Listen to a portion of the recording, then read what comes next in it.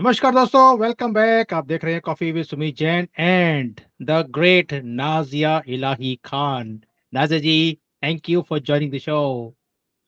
नमस्कार, वंदे मातरम, भारत माता की जय। नाजिया जी, पहली बात तो ये बताइए कि यू आर जी, not feeling well, you are hospitalised. I hope you are okay. yes, I'm okay. Right now, I'm good. You are I'm fine. Okay. आप भारत की शेरनी हो, आपको वैसे भी कुछ नहीं होगा। So people people have sent so much of love, so much of good wishes to you.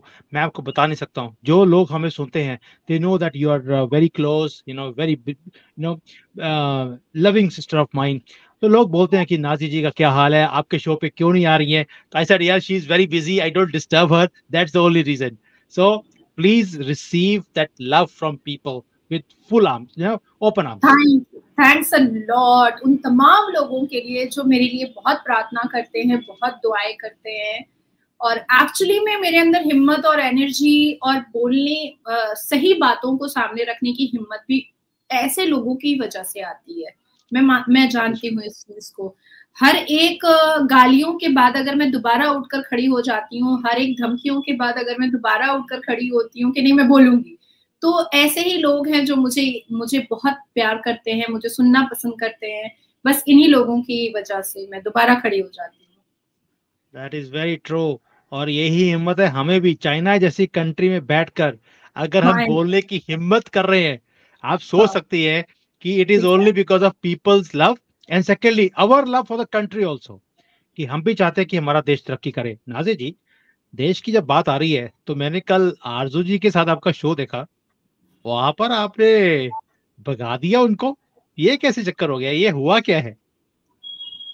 नहीं, देखिए मुझे एक चीज बहुत बुरी लगती है, चाहे मैं भारत के मेन स्ट्रीम मीडिया में बैठी रहूं, चाहे मैं किसी भी जगह पर किसी सोशल प्लेटफॉर्म पर रहूं। जब मैं किसी सत्य को और सत्य के आधार पर और डेटा पे जब मैं बात कर रही हूँ और सामने वाले के पास अगर जवाब नहीं है, तो वो सीधा मुझे यही अटैक करते हैं कि आप मुस्लिम नहीं। हम्म। तो ये तो गलत है ना। अगर फ्रीडम ऑफ स्पीच का नाजायज फायदा ऐसे लोग उठा सकते हैं, तो संविधान पढ़ने के बाद मैं फ्रीडम ऑफ स्पीच का फायदा भी नहीं उठा सकती। नाजायज तो खैर छोड़ दीजिए, वो मुझसे होगा ही नहीं, क्योंकि हम्म। संविधान को हाथ में लेकर के और हजारों करोड़ों लोगों को न्याय दिलाने के बाद नाजायज फायदा उठाना तो मेरी रगों में ही नहीं है। लेकिन फायदा तो ले ही सकती हूँ ना। तो अब ऐसे मौके पर अगर मैंने पूछ लिया कि भाई आपको लगा कि मैं मुस्लिम नहीं हूँ, तो मुझे लग रहा है कि आप औरत नहीं है, प्रूफ कीजिए कि आप औरत है। अब इसमें अगर किसी को बुरा लग जाता है तो लगे, मुझे क्या फर्क पड़ता है। अब कल को कोई मर्द मेरे से मुसलमान आकर के पूछेगा तुम मुसलमान नहीं हो, तो मैं उसको भी बोल दूंगी कि तुम मर्द नहीं हो, प्रूफ करो। हम्म। और कोई हजरत नाज़िर जी। जिब्राइल अलैहिस्सलाम तो है नहीं, और हजरत मरतहत तो है नहीं कि अल्लाह का हम्म। मैसेंजर है और अल्लाह का पैगाम लेकर के नीचे धरती पर आया है और कह रहा है कि जाओ जाकर के बताओ कि नाजिया आप मुसलमान नहीं रही। तो अगर ऐसी कोई चिट्ठी विट्ठी आई है अल्लाह के पास से, तो वो मुझे चिट्ठी दिखा दे, तो मैं खुद कह मान जाऊंगी भाई अल्लाह का फरमान है तो मैं मुस्लिम नहीं हूँ। ये मुंह से बकवास उगलने से तो मैं नहीं मानने वाली हूँ। नाज़िया जी, ये जो लोग है ना, जिसके साथ आप कल बहस कर रही थी या आर्गुमेंट करने की कोशिश भी कर रही थी, ये वो कौम है जो सडनली हर काम होते हैं। इनकी पाकिस्तान की टीम भारत से हार गई तो बोलते हैं सडनली हम कोलैप्स कर गए। भाई 71 के अंदर वॉर हुई तो सडनली 93,000 लोगों ने सरेंडर कर दिया। तो इनका सारे काम सडनली होते हैं। कल भी वो सडनली अपना माइक छोड़कर भाग गई। तो ये सारे काम सडनली ही करते हैं। एकदम अचानक से क्विट कर दिया। मैंने कहा, मैंने सिर्फ एक ही सवाल पूछा था उनसे कि आप मुझे बता दें कि इमाम हसन हुसैन जो प्रॉफेट मोहम्मद सल्लल्लाहु अलैहि वसल्लम के ग्रैंड सन थे, उनका गला सर तन से जुदा किसने किया था? बजरंग दल, आरएसएस, या मोदी जी या योगी जी? नाम बता दें आप मुझे। मतलब कितने कब तक बोलते रहोगे हिंदुओं को काफिर? अरे उसकी वजह भी तो बताओ कि क्यों बोल रहे हो। उसकी वजह तो बताओ। तुम्हारे हिसाब से सुमित जी हैं, वो पूजा करते हैं तो वो काफिर हो गए, तो उनके हिसाब से मैं भी काफिर हो गई, मैं नमाज पढ़ती हूँ। वो भी कह सकते हैं कि नाजिया काफिर है मेरी नजर में। तो गुस्ताखे रसूल की सजा कर सकते हो, तो अपमाने राम की सजा सर धड़ से जुदा भी तो हो सकती है ना। अब ये तो इनका सनातन धर्म है जो इनको कंट्रोल कर देता है, इनको एक्सट्रीम पर जाने के लिए इनको कंट्रोल करता है। ये इनकी भगवत गीता है जो इनको खूनखार और जिहादी नहीं बनने देती है। देखिए नाज़िया जी, देखिए आप जैसे बातें कर रही हैं कि ये सडनली सरेंडर कर जाते हैं, लेकिन अभी हमने देखा कि जैसे यूरोप के अंदर इन्होंने आग लगा दी। सभी जितने भी वहां पर पहले तो रो कर असाइलम ली वहां पर कि हमें भी बचा लीजिए, हम तो इसे शरिया से दुखी हैं, हमारी विमेन आर नॉट सेफ। रो कर आंसू निकाल कर कैमरा के सामने एक्टिंग कर कर इन्होंने एंट्री ले ली, और जैसे ही इनको एंट्री मिल गई वहां पे मशरूम की तरह ये फैल गए। और उसके बाद अभी कहते हैं कि हमें वहां पर शरिया चाहिए। देखिए जिस लॉ के अगेंस्ट आप लड़के वहां पहुंचे हैं, रो कर पहुंचे हैं, अभी आपको वही शरिया वहां चाहिए। भाई अगर शरिया से इतने खुश थे तो वहीं रहते ना जिस गंद में पड़े हुए थे, वहां यूरोप में जाके गंद डालने की जरूरत क्या आपको? देखिए ये मुसलमानों की बहुत पुरानी और बहुत बुरी आदत है मगरमच्छ के आंसू बहाना। और जो कोई भी इनको रोटी और बोटी देता है और पनाह देता है, मुझे लगता है कि अब तक तो उनको समझ जाना चाहिए था। 26/11, 9/11, उसके बाद अभी तो 25/11 भी हो गया, 2023 भी हो गया, ला रहा है अपने 11 जो है उसको मेंटेन करते हैं मुसलमान, किसी ना किसी तरीके से मेंटेन करते हैं। देखिए इस्लाम में गुलाम बनाने वाली प्रथा आज से नहीं चली आ रही है, प्रॉफिट मोहम्मद सल्लल्लाहु अलैहि वसल्लम के जमाने से चली आ रही है। इस्लाम में गुलाम बनाने की प्रथा, अल्लाह को वो पसंद है जो जिहाद करता है, उन लोगों के खिलाफ जिहाद करता है जो अल्लाह को एक ना माने और सबसे बड़ा ना माने।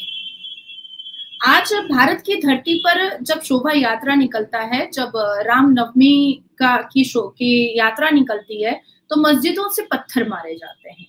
और 5 वक्त जब मस्जिदों में अजान होती है और 82.7% सनातनियों को चीख चीख कर ये बताया जाता है कि तुम्हारे भगवान कुछ भी नहीं है, कुछ भी नहीं है, जो है सब अल्लाह है, जो है सब अल्लाह है, पावर अल्लाह के पास है, पोजीशन अल्लाह के पास है, और तुम अल्लाह को अगर नहीं मानोगे तो एक ना एक दिन तुम्हारा खात्मा जरूरी है।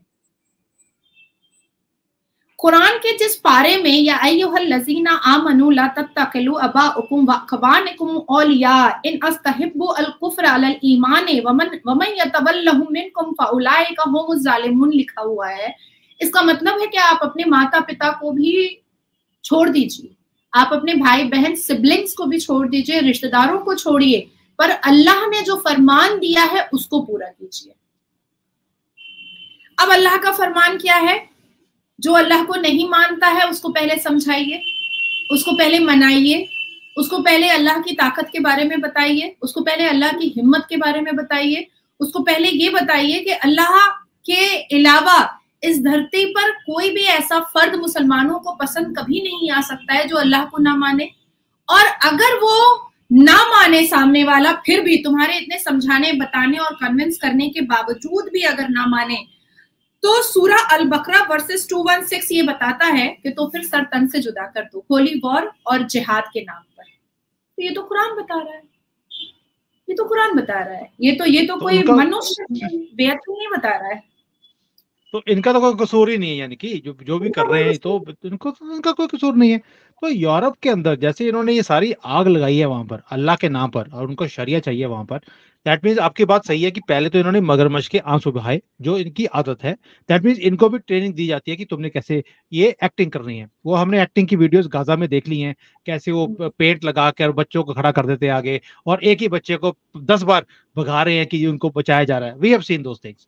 बट अब देखिए जैसे यूरोप के अंदर अभी एक मूवमेंट भी शुरू हो गया कि भाई these are Christian countries, we do not want your Islamic laws. अगर आपको कुरान से इतना ही प्यार है, शरिया से प्यार है, तो आपके पास 57 कंट्रीज है, भागो यहाँ से, दफा हो यहाँ से, gate out of here. Netherlands के जैसे जो प्राइम मिनिस्टर है अभी बनने वाले, जैसे उन्होंने बोला get out of here, go back to Islamic countries, क्या यही तरीका ठीक नहीं है? और जैसे लोगों के अंदर एक गुस्सा है, अब तो उन्होंने जहां पर ये शरणार्थी बन के जाते हैं उन जगह को आग लगा दिया आयरलैंड के अंदर। Do you think this is the solution, ताकि इनको भी, इनके पास भी सेक पहुंचे जो ये सेक दूसरों को पहुंचाते हैं? देखिए सबसे बड़ी मिसाल अभी सऊदी अरबिया ने दी है, जो अल्लाह के 5 अरकान में से एक अरकान, जो सबसे अहमियत रखने वाला अरकान हज है। और हम मक्का मदीना जाते हैं हज करने के लिए, अपने आप को प्योर करने के लिए। मुसलमान जाते हैं। वो वहां पर जब कुछ लोग गाजा और हमासियों के समर्थन में दुआएं कर रहे थे तो सऊदी अरबिया ने उसको डिटेन कर दिया और जेलबंदी बना लिया। तो अब क्रिश्चियन कंट्रीज जो है, यहूदी कंट्रीज जो है, हिंदू राष्ट्र जो है, वो किसका इंतजार कर रहा है, किस बात का इंतजार कर रहा है, और कितने सरतन से जुदा होने का इंतजार कर रहा है, और कितने बलात्कार का इंतजार कर रहा है, और कितनी बोटियां होने का इंतजार कर रहा है, और कितने मंदिरों को तोड़वाने का इंतजार कर रहा है। किस चीज का इंतजार है? जब सऊदी अरबिया ने अपने तरीके से बिना कुछ बोले, बिना मुंह से कुछ निकाले, अपनी हरकतों से ये साफ बता दिया कि सऊदी अरबिया किसी भी तरीके के टेररिज्म एक्टिविटीज के समर्थन में नहीं है। 2017 में सऊदी अरबिया के क्राउन प्रिंस सलमान खुर्शीद ने यहां तक बोल दिया कि इतिहास के पन्नों को खोला जाएगा और कुरान में टेररिज्म एक्टिविटीज के बारे में जो बात बताई गई है उसको फिर से देखा जाएगा, इंक्वायरी की जाएगी। तो जब ये सऊदी अरबिया के क्राउन प्रिंस बोल दिए हैं तो फिर मुझे समझ नहीं आता है कि बाकी के देश लोग इन लोगों को एंट्री ही क्यों दे रहे हैं? क्यों दे रहे हैं आप एंट्री? आपको जैसे पाकिस्तानियों के पासपोर्ट को पॉट में फेंका जा रहा है और साफ लफ्जों में उंगली उठाकर कहा जा रहा है कि भाई तुम मत घुसो, तुम एंटर करोगे, तुम जिहादी एक्टिविटीज करोगे। तो फिर भारत के मुसलमानों से और अलग अलग जगह के मुसलमानों से ये एक्सपेक्टेशन क्यों रखा जा रहा है कि नहीं आप बहुत अच्छे होंगे? भाई हम भी वही जिन्ना का शरिया लॉ पढ़ते हैं, हम भी वही पढ़ते हैं भारत में रह करके, और ये जितने भी उलमा है, उलूम है, वो यूसीसी इसीलिए नहीं लाने दे रहे हैं कि जिन्ना का बनाया हुआ 1937 का शरिया लॉ खत्म ना हो जाए। आपको क्या लगता है कि भारत के जो मुसलमान हैं वो भारत से मोहब्बत करते हैं? नहीं, भारत से मोहब्बत नहीं करते। अवैसी साहब क्यों पाकिस्तानियों को अपनी स्पीच से खुश करते हैं? क्यों खुश करते हैं? अरे भारत में मुसलमान डरे हुए, अरे भारत में मुसलमान डरे हुए। अरे भारत के मुसलमान कभी डरे हुए हो ही नहीं सकते। धरती पे उनके हाथ में चापड़, पत्थर और बलात्कार करने का शरीर में औजार है, और जन्नत में 72 वर्जिन हो रहे हैं। ये कैसे डर सकते हैं? ये तो डर ही नहीं सकते हैं। आप सोच के देखो, जिसके हाथ में चाकू है, पत्थर है, वो बोल रहा है मैं डरा हुआ हूँ। बोली।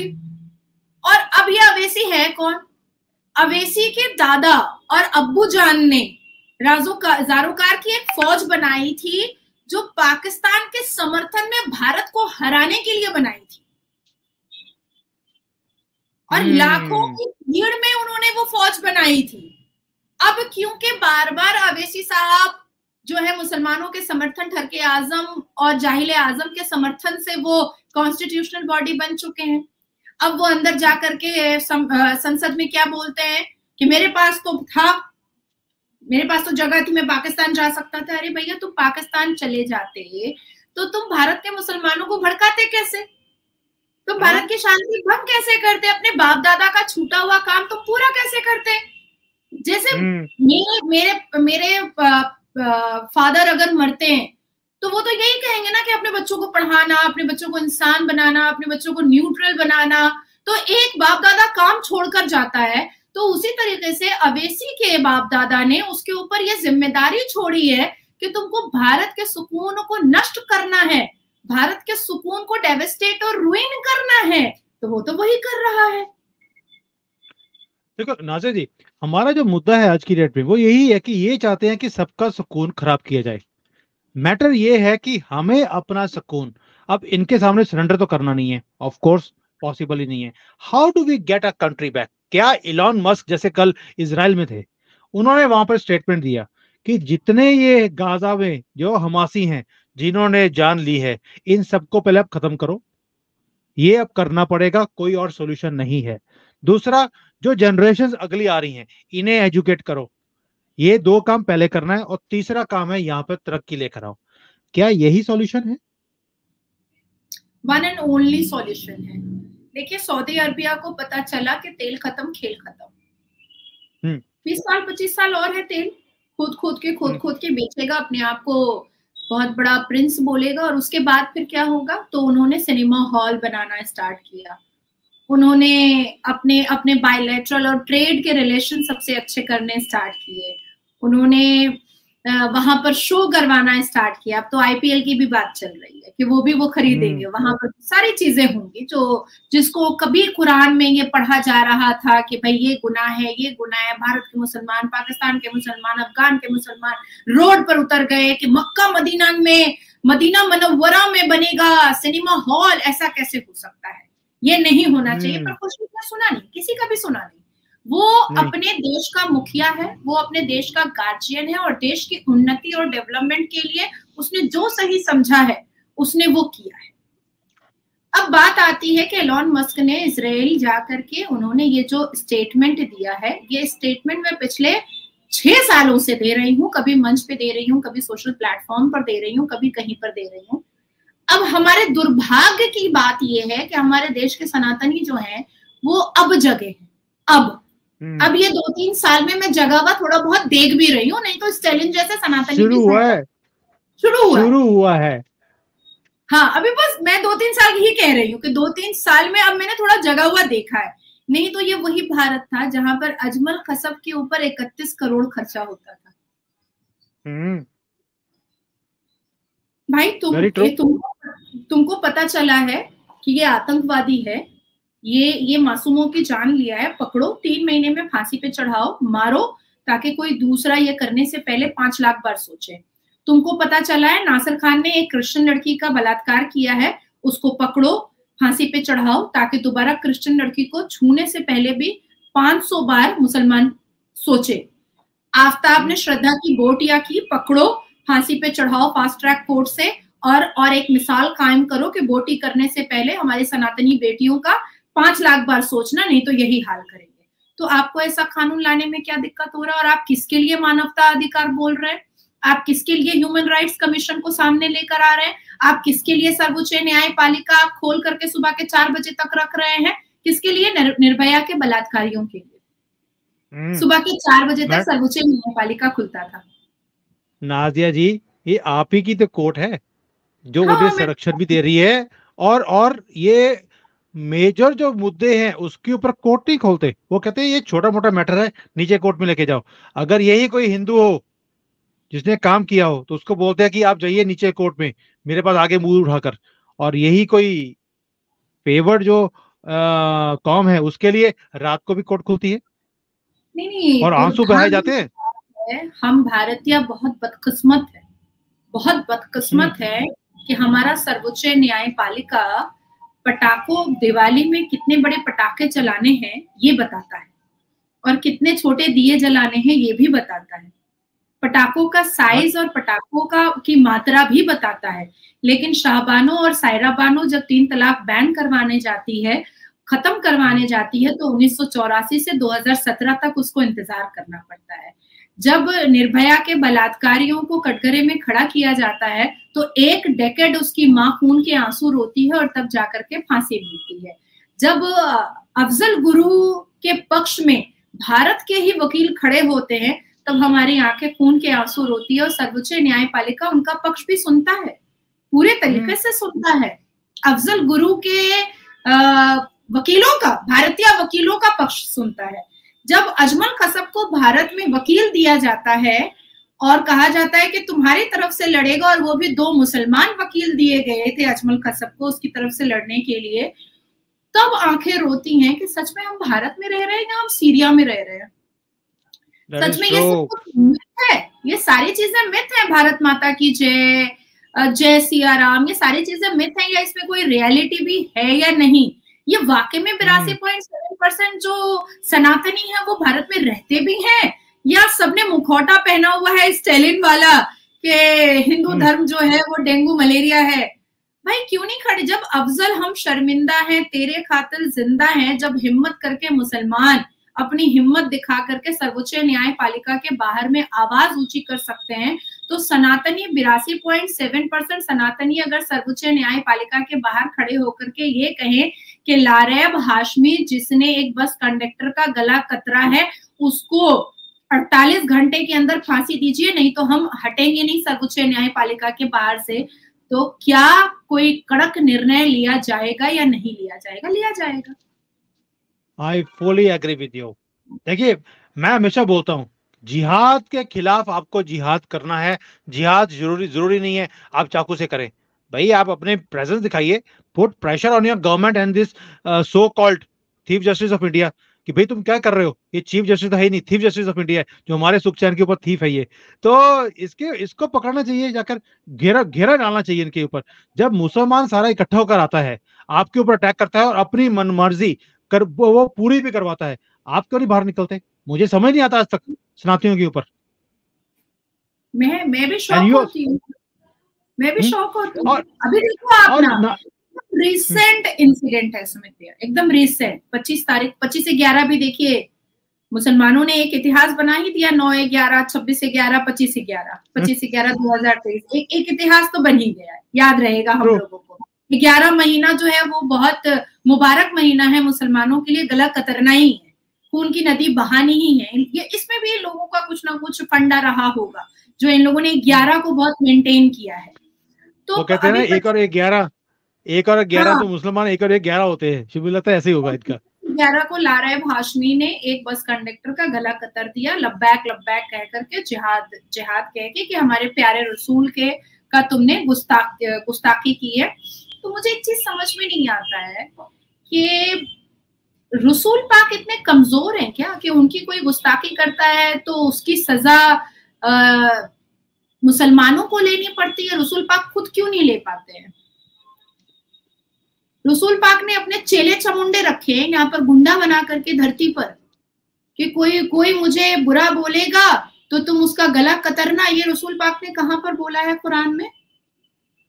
ये चेले, ये गुंडे का ग्रोह जो होता है ना, ये डकैतों का जो ग्रोह होता है, मर्डरर का जो ग्रोह होता है, जैसे हाफिज सईद, वो अपना बैठा रहता है पूरी पाकिस्तान की सिक्योरिटी के साथ, और वो अजमल खसब जैसे लोग और याकूब मेमन जैसे लोग, यासिन मलिक जैसे लोग वो बनाता है और बोलता है जाओ अब तुम्हारा वक्त आ गया है, अल्लाह के नाम पर कुर्बान हो जाओ, तुम्हें 72 वर्जिन हूरें मिलेंगी, तुम अल्लाह के नाम पर कुर्बान हो जाओगे, तुम्हें जन्नत नसीब होगा। तो उसी तरीके से मुझे लगता है कि प्रॉफिट मोहम्मद ने एक बहुत बड़ा सा दूल्हा नुमा एक चेयर लिया होगा और बैठे होंगे और कहे होंगे देखो भारत के उस एरिया में एक सनातनी ने मेरे साथ गुस्ताखी की है, जाओ लारेब उसका गला कतर डालो, तुम्हें जन्नत मिलेगी। भाई कौन सा ये क्या कॉमेडी सीरियल चल रहा है? कौन सी कॉमेडी सीरियल चल रही है? और जब हम चीखते हैं, चिल्लाते हैं और कुरान की आयतें बताकर कहते हैं कि भाई ये कुरान में लिखा हुआ है जिहाद करना, ये वही कर रहा है, वो बीटेक है, वो आईआईटी है, वो इंजीनियर है, वो डॉक्टर है, उससे फर्क नहीं पड़ता। पढ़ना तो उसने कुरान है ही है, उसने कुरान पढ़ना है, उसने तो जिहाद पढ़ना है। किसी की मेंटालिटी होती है कि वो उन बातों को पढ़ करके वहीं पर गलत समझ करके वहीं पर छोड़ देता है और अपनी दुनियावी जिंदगी में वो बिजी हो जाता है। और कुछ लोग ऐसे होते हैं जो साइकोलॉजिकली उनके दिमाग में वो बात अंदर चली जाती है और उनको ऐसा लगता है कि हमें ऐसा करने से ये जो दुनिया में ये बार बार हदीस में है कि दुनिया जो है वो मिथ है और जन्नत जो है वही रियलिटी है। और ये बात हर खुतबे में बताई जाती है कि दुनिया में रियलिटी है। तो इसलिए ये लोग लब्बैक लब्बैक कह करके और गुस्ताख रसूल की सजा करते रहते हैं और हम लोग मतलब बेजुबान हो करके हम लोग भीख मांगते रहते हैं। हमें भी कुछ बोलने दीजिए सर, हमको भी कुछ बोलने दीजिए सर, प्लीज हमको भी कुछ बोलने दीजिए। वहां से अवेसी आता है, बोलता जिहाद के नाम पे उसने किया है, तुम लोग कुछ नहीं बोल सकते हो। उसके बाद फिर सर्वोच्च न्यायपालिका आएगा, उसके बाद कहेगा किसी भी धर्म में मत बांटिए, क्राइम इज क्राइम। उसके बाद फिर कोई मंत्री फंत्री आ जाएगा, वो कहेगा कि नहीं, आप क्राइम को किसी धर्म में नहीं बांट सकती हैं, आपको चुप रहना पड़ेगा। मतलब गई भट्टे खाते में हमारा फ्रीडम ऑफ स्पीच, हमारा फ्रीडम ऑफ एक्सप्रेशन, और जो गला कतर रहा है उसको मिला प्रोवोकेशन। यस, देखिए राजा जी, मैं हमेशा एक चीज देखता हूँ, कभी आपने देखा है कि सऊदी अरेबिया में फ्रीडम ऑफ स्पीच या फ्रीडम ऑफ एक्सप्रेशन के ऊपर कोई बोलता हो? कभी चाइना में सुना है आपने? यहाँ मुसलमानों के साथ क्या करते हैं आपको मालूम है? वो बंदर वाली टोपी और बकरी वाली जो ये दाढ़ी है वो रखनी अलाउड नहीं है यहाँ पर। और जितनी मस्जिदें हैं वो पब्लिक टॉयलेट में कन्वर्ट कर दी उन्होंने कि तुम्हारी यही औकात है हमारे लिए। कुरान ये रीराइट कर रहे हैं यहाँ पर कि तुम्हें कुरान वो पढ़नी पड़ेगी जो हम तुम्हें देंगे। चाइनीज गवर्नमेंट उसमें से जिहाद वर्ड को डिलीट कर रही है। यहाँ पे ये हाल है। अब योगी जी का मॉडल देखिए, क्या कोई बोलता है वहां पर? वो लेता डल बुलडोजर लेते हैं, इनका सिर फोड़ देते हैं। Nobody speaks. जब आप एक स्ट्रॉन्ग स्टेप लेते हैं then only things can be under control.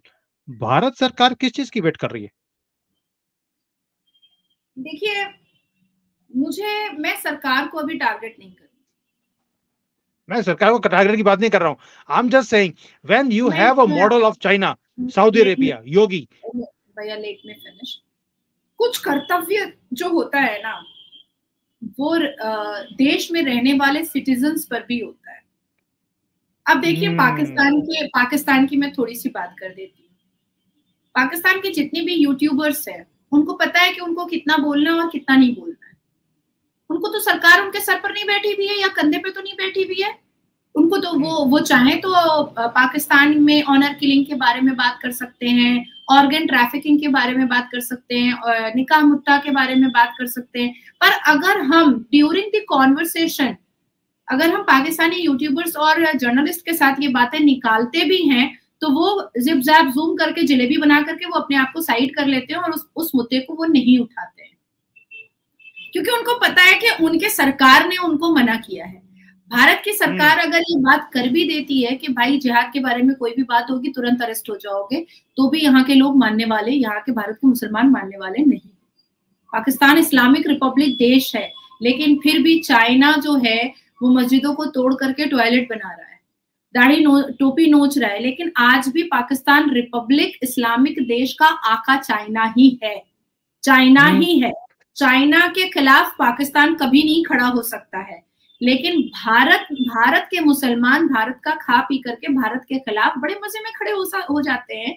अब बात यहाँ पर ये आती है कि मेजॉरिटी किसकी है? मेजॉरिटी सनातनियों की है। 82.7% मेजॉरिटी सनातनियों की है। मुझे मेरे चेंबर को साफ सुथरा और हाइजीन रखना है, ये जिम्मेदारी सरकार पे नहीं है।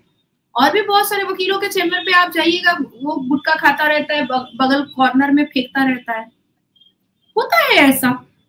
लेकिन कुछ ऐसे मानसिकता वाले लोग हैं जिनको अगर छोटा भी चेंबर है लेकिन मुझे साफ सुथरा चाहिए, तो भारत के 82.7% सनातनी इस चीज के लिए अपनी आवाज एक क्यों नहीं कर रहे हैं कि अभी पार्लियामेंट में विंटर सेशन होने वाला है।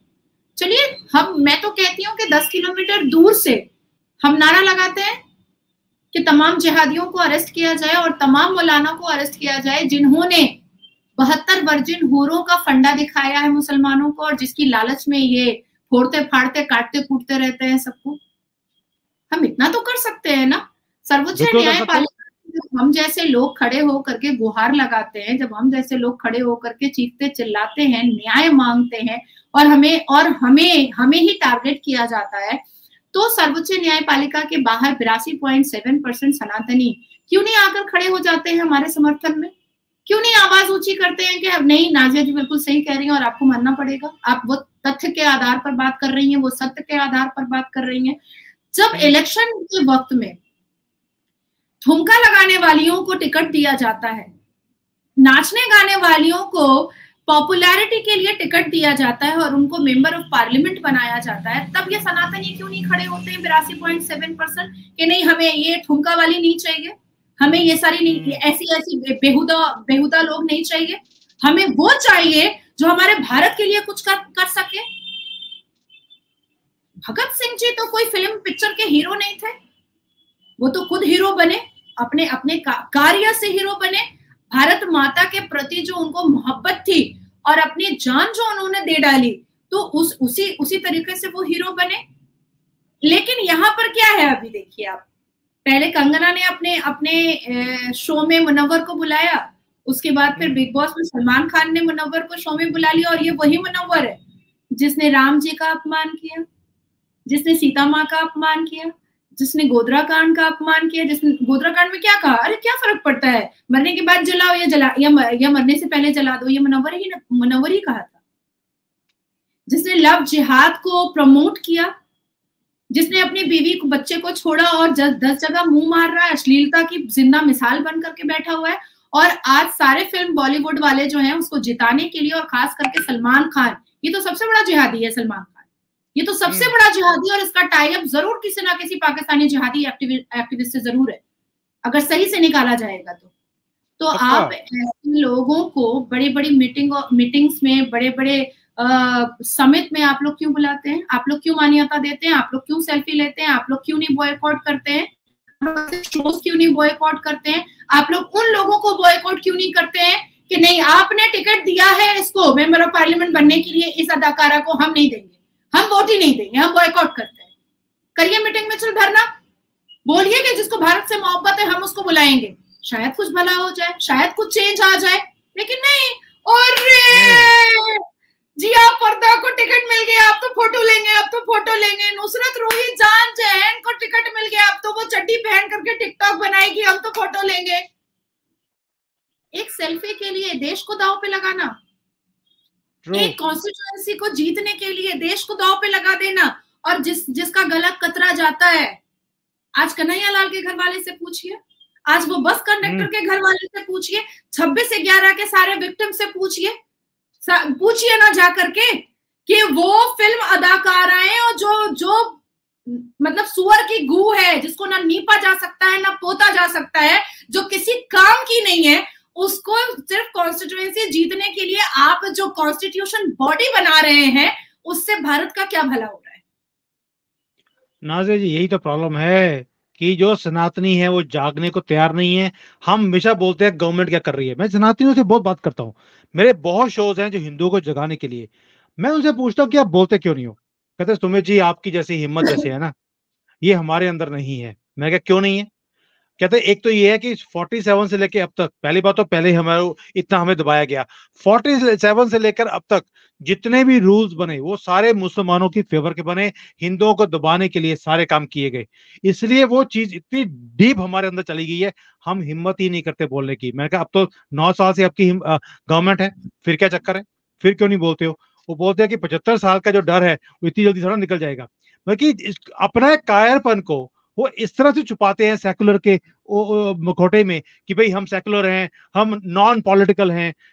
उसी चक्कर में ये बोलते भी नहीं है, डिसीजन भी लेते नहीं है, और 500 रुपए में जो इनको फ्री की एक बोरी मिली राइस की, उसके लिए तो वोट बेच दी इन्होंने। भाई उसमें आपको किसने बोला था?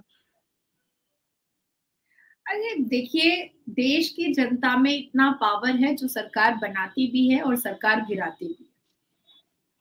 आज अगर देश की जनता खड़े होकर के ये कहे कि कट्टर मुसलमान से अब कट्टर हिंदू बनके ही मिलेंगे, नहीं तो मिलेंगे नहीं। कट्टर इस्लाम वालों से अगर लड़ना है ना, तो कट्टर हिंदू बनना पड़ेगा, नहीं तो आप नहीं लड़ पाएंगे। उनके मजहब की किताब ये जस्टिफिकेशन देती है कि किसी का गला काटना कोई क्राइम नहीं है, कोई क्राइम नहीं है, किसी का बलात्कार करना कोई क्राइम नहीं है।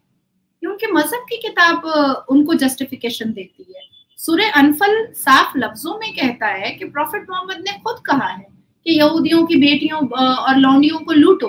तो औरत को लूटना क्या होता है? उसका बलात्कार करना होता है। भाई कुरान इस बात की गवाही दे रहा है कि औरत बेची और खरीदी जाती थी, जिससे घोड़े और असलाह खरीदे जाते थे बेचने के बाद औरतों को।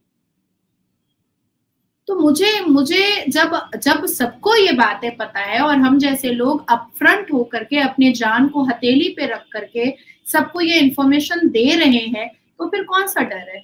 अरे भाई साथ में बोल नहीं सकते हो, पर जो बोल रहा है उसको सपोर्ट तो कर सकते हो, जो चीख रहा है सपोर्ट तो कर सकते हो, जो दहाड़ रहा है उसको उसकी हिम्मत तो बन सकते हो। और जब मैं तो हमेशा बोलता हूं, अपने आप को सुमित भैया जो लिबरल बोलते हैं, अपने आप को जो बचाने की कोशिश करते हैं, तो मुझे पूरे 76 साल में एक ऐसा नेता बता दिया जाए कि उसकी बेटी का बलात्कार हुआ है या किसी नेता का सर तन से जुदा हुआ है। होता तो आम पब्लिक का ही ना है। तो जब जिस पब्लिक का हो रहा है, जब वो पब्लिक ही नहीं बोलेगी तो बाकी लोगों को फर्क क्यों पड़ेगा? क्योंकि वो तो सिक्योरिटी लेकर चलते हैं, उनके तो आसपास कोई फटक भी नहीं सकता है। This is exactly what I से। जिस दिन मैं तो एक बार वीडियो बनाया था चीफ जस्टिस ऑफ इंडिया के लिए, मैंने कहा चीफ जस्टिस ऑफ इंडिया, जिस दिन तुम्हारे घर में, मैं नहीं चाहता कि कुछ हो, जिस दिन तुम्हारी बहू बेटियां उठाई जाएंगी, उस दिन तुम्हें मैं पूछूंगा कि आज तुम सुओ मोटो नोटिस क्यों ले रहे हो, पहले क्यों नहीं लिया, और अब तुम क्यों बोल रहे हो कि भैया ये केस मेरे पास इमीडिएटली लेकर आओ, मैंने इसका फैसला 1 महीने में देना है। बाकियों के लिए तुम बोलते थे छोटे मोटे केस मेरे पास लेके आने की जरूरत नहीं, नीचे भेज दो, मैं लूंगा नहीं। और अब जब तुम्हारे घर में आग पहुंचेगी तभी होगा। दैट मीन्स नाजिया जी, जो हमने सारी बात करी आज कि जिहादियों का सॉल्यूशन क्या है, अकॉर्डिंग टू यू ऑल्सो, जो इलॉन मस्क ने सॉल्यूशन दिया है, जो चाइना ने सॉल्यूशन दिया है, जो सऊदी अरेबिया ने या योगी जी ने जो सॉल्यूशन दिया है कि we have to hold them in the same way जैसे ये बाकियों के साथ करते हैं, इन्हें खत्म करना ही जरूरी है। और इनका री एजुकेशन, जैसे चाइना में सारे लाखों लोग री एजुकेशन कैंप के अंदर हैं, 1-1 साल लगता है इनको जानवर से आदमी बनाने के लिए, वही काम भारत में करना पड़ेगा। It's a hurricane task, the only thing is who starts it. और ये शुरू तभी होगा जब सनातनी सारे इकट्ठे होकर एक आवाज में बोलेंगे, जैसे हमने दिवाली को चंद्रचूड़ को बताया था हमने पटाखे बजाकर कि ये है हमारी आवाज और हमारी दहाड़ के सामने तेरी जजमेंट कोई भी मायने नहीं रखती। आज के बाद वी बॉयकॉट योर जजमेंट्स। जब तक सनातनी ये चीज नहीं करेगा कि आगे पीछे ऊपर नीचे बॉम्ब ना फोड़े, पटाखे, दूसरे बॉम्ब नहीं बोल रहा हूं मैं, पटाखे बोल रहा हूं जब तक हम इनके पटाखे नहीं बजाएंगे तब तक ये चीजें ठीक नहीं होंगी। और जो हमारे ऊपर, जिसको हम सो कॉल्ड कहते हैं पॉलिटिशियंस या हुक्मरान, ये तब तक नहीं हिलेंगे जब तक हम इकट्ठे होकर अपनी आवाज नहीं करेंगे। नाजिया जी, मैं आपकी मुहिम के साथ, आपको मालूम है, दिल से जान से मैं साथ में जुड़ा हुआ हूँ। जहां भारत में पर अभी 3 राज्य है जो हमारे लिए प्राउड बना हुआ है। 28-29 राज्यों में 3 राज्य है जो मेरे लिए एटलीस्ट मैं तो प्राउड मानती हूँ, उत्तराखंड, आसाम और उत्तर प्रदेश। ये 3 राज्य ऐसा राज्य है जहां के मुख्यमंत्री का पैर छू करके मैं आशीर्वाद लेना चाहूंगी, जो कट्टर के साथ पत्थर बनकर खड़े होते हैं। और जब तक इनको ईंट का जवाब पत्थर से नहीं मिलेगा, जब तक इनको 3-3 महीने के फास्ट ट्रैक कोर्ट में फांसी नहीं मिलेगी और उम्र कैद नहीं मिलेगा, तब तक बाकी के लोग डरेंगे नहीं। और जिस मौलाना ने भारत में 72 वर्जिन हूरों का जिक्र किया और वैसे ही अरेस्ट ना हुआ, तब तक ये मौलानाओं की जुबान रुकने वाली नहीं। Who starts it? How do we start it? The question is, we know what, but how? मैंने तो एक पूरा आंकड़ा निकाल करके रखा है, पाकिस्तानी मौलाना और भारत के मौलाने का सुर एक। River of wine, tall women with big boobs and internal pleasure, 8 Maulana who endorsed the idea of 72 hure in paradise. Almost मैंने एक कपड़ा पहना दिया है अपनी ड्राफ्टिंग को, पूरी ड्राफ्टिंग अभी बाकी है। और 8 भारत के मौलाना है और 8 पाकिस्तान के मौलाना है जिनके कंटेंट बिल्कुल सेम है, बिल्कुल सेम है। एग्जैक्ट जो पाकिस्तान में वो बोलते हैं 2 दिन पहले, 2 दिन के बाद ये तमाम भारत के 8 मौलाना सेम बातें दोहराते हैं भारत के युवाओं को सुनाने के लिए। तो इन मौलानाओं पे मैं देखना चाहती हूँ, मैं इसको दिसंबर में फाइल कर रही हूँ सर्वोच्च न्यायपालिका में। मैं देखना चाहती हूँ कि सर्वोच्च न्यायपालिका इस पर क्या निर्णय लेता है। और मैंने काफी मतलब 26/11, 9/11, अभी 25/11 से ऐसे आई थिंक मुझे लगता है कि मैंने 67 एग्जाम्पल्स दिए हैं जिसमें गुस्ताख रसूल की सजा, बलात्कार, ये वो बहुत सारे मतलब हाईलाइटेड केसेस मैंने जजमेंट केसेस के एनेक्सर्स दिए हैं।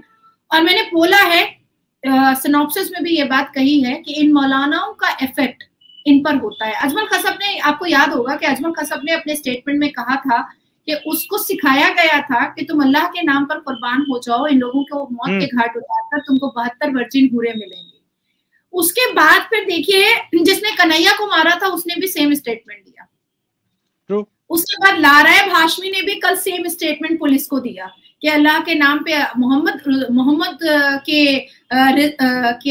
रिस्पेक्ट में, उनकी इज्जत में हमने गला कतरा है, ये कोई बुरी बात नहीं है। तो सेम जो सबके स्टेटमेंट आए हैं उसको भी मैंने इकट्ठा किया है और अब ये निर्णय लेना पड़ेगा सर्वोच्च न्यायपालिका को कि ये भारत के 8 मौलाना अरेस्ट होने चाहिए कि नहीं होने चाहिए। I salute you for this. At least you given us a light कि yes, there is some work happening. Somebody is taking their life in risk for these sleeping Sanatanis जो अभी भी जागने को तैयार नहीं है। मुझे डर है लेकिन कि ये SLP फाइल होने के बाद मैं जिंदा रहूंगी, कि मैं किसी हॉस्पिटल में रहूंगी, कि मेरा गैंग रेप होगा, कि मेरे साथ क्या होगा मैं नहीं जानती हूँ, लेकिन कुछ तो जरूर होगा। क्योंकि भारत के वो 8 मौलाना हैं जो हमें नेशनल टीवी चैनल पर हर रोज दिखते हैं। भारत के ये वो 8 मौलाना हैं जो बड़ी बड़ी कमेटी के बड़े बड़े सदस्य और पद पर बैठे हैं। भारत के ये वो 8 मौलाना हैं जिनके जो पीर हैं और जिनके जो मुर्शीद हैं वो करोड़ों की भीड़ में हैं भारत में। तो डेफिनेटली रिएक्शंस तो मेरे ऊपर आएंगे, लेकिन मेरे पास फैक्ट्स है और मैं इससे ये भी अंदाजा लग जाएगा कि 82.7% सनातनी वाकई में हम जैसे भारत से जो लोग प्यार करते हैं, इस भूमि से जो प्यार करते हैं, उनका सपोर्ट करते भी हैं कि नहीं। तो आने वाले वक्त में कोई लड़की रिस्क भी नहीं लेगी। अगर मैं मर जाती हूँ या मेरा गैंगरेप हो जाता है तो एटलीस्ट आने वाले वक्त में भाई जैसे हमारी जिंदगी चल रही थी, खेत बोलकर हिजाब के अंदर हलाला करवा करके, वैसी चलाएगी। क्या फायदा है बोल करके? कोई फायदा तो नहीं होगा ना। मैं एक मिसाल तो बन जाऊंगी ना कि भाई नाजिया ने आवाज उठाई थी और फैक्ट पर आवाज उठाई थी। आज नाजिया का गैंगरेप हो गया, बलात्कार हो गया और वो किसी हॉस्पिटल में पड़ी हुई है, ना कुछ बोल रही है ना, और या तो फिर नाजिया को मार डाला गया। तो मेरी मुसलमान बच्चियां आगे वोकल होने से पहले सोच लेंगी कि हमें बोलना भी चाहिए कि नहीं बोलना चाहिए। तो मैं अपने मरने से पहले कुछ तो ऐसा मिसाल देकर जाना चाहती हूँ कि मेरी आने वाली मुसलमान बेटियां भारत के पक्ष में बोलेंगी कि नहीं बोलेंगी, ये फैसला हो जाना चाहिए। नहीं नाजिया जी, ये सिर्फ मुसलमान बेटियों की बात नहीं है, ये सनातियों की बात भी है कि भाई आप अब जागोगे कि नहीं जागोगे। जबकि नाजिया जी, आप, मैं, हमारे जैसे कितने लोग अपनी जान जोखिम में डालकर रोज बढ़ते हैं और इनको शायद ये भी पता नहीं है कि मुझे भी, क्योंकि मैं रोज इनको जगाने की बात करता हूँ, कितने मुसलमान मुझे मारने की धमकी देते हैं, मेरी वाइफ का गैंग रेप की बात करेंगे, मेरा सर तन से जुदा की मुझे धमकियां देते हैं। ये इनको अंदाजा भी नहीं है। ये बोलते सुमित जी आप बड़ा अच्छा काम कर रहे हो, बस उसके बाद they don't want to see, they don't want to spay, they don't want to support for anything। और इसलिए देखते हैं, कोई बात नहीं, आपने एक मुहिम शुरू करी है, कोई खड़ा नहीं है, खड़ा मैं तो खड़ा हूं आपके साथ, और हमारे जैसे लोग और बहुत हैं जो खड़े हैं। We will support this in whatever way. आपको भीड़ चाहिए, भीड़ भी इकट्ठी करके दे देंगे, ताकि ये थीफ जस्टिस ऑफ इंडिया के जो कान है थोड़े से हिलेंगे, उनके जो कान के ऊपर जुए है वो नीचे गिरनी शुरू होगी। इसकी जुए जो है ना, ये झाड़नी पड़ेगी, ऐसे झड़ेगी नहीं। और इसके लिए दिवाली वॉज द आंसर। अब दोबारा से वो आंसर लेके आने का टाइम हो गया। Nazia ji, I am really proud that I have a sister like you. I love talking to you, I love listening to you.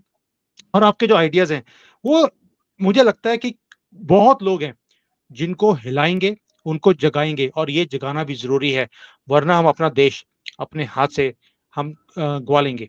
So thank you Nazia ji for being a bold warrior. You are a sherni of this country and yes you are a sherni of this country. और लोग कहते भी हैं कि भाई जो आप message पहुंचाना चाहती हैं वो पहुंच रहा है। तो ओनली थिंग इज कि उनके अंदर शायद वो हिम्मत नहीं है, वो हिम्मत जगानी पड़ेगी, and that we will do it together. Thank you for joining this show, and we'll come up again. And the solutions you have given, I'm going to forward this to the government of India, जहाँ पे पहुंचनी चाहिए, and let's see if they start working on it. Thank you so much. जय वंदे हिंद, मातरम, भारत माता की जय। Vande Mataram. Hi there. If you liked the video, please don't forget to smash the like button, subscribe to our channel, and activate the bell icon so that you receive all notifications whenever we upload a new video. Thanks for watching.